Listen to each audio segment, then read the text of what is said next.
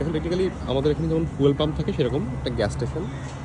So এই gas স্টেশনটার difference হচ্ছে সব গ্যাস স্টেশনে এখন ছোটো কিছু স্টোর থাকে যেখান থেকে আপনি টুকটাক জিনিসপত্র কিনতে পারবেন।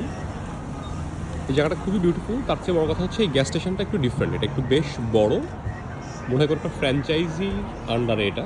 এটার ভিতরটা সিগনিফিকেন্টলি বড় কম্পেয়ার টু যেগুলো আমরা নর্মালি যাই সেটা থেকে। দেখেন এরকম প্রোডাক্ট তো সবগুলোতেই পাওয়া যায়, বাট এটাতে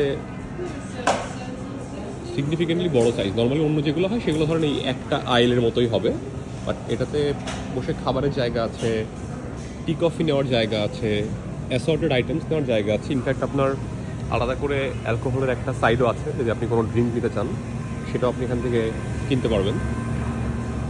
মোটামুটি আপনার যা লাগবে গ্রসারি এবং এরকম জিনিসপত্র এই গ্যাস স্টেশনের মলটাতে প্রায় সবই আছে। এটা তো আসলে মল না, ছোটো একটা স্টোর টাইপের। ইনফ্যাক্ট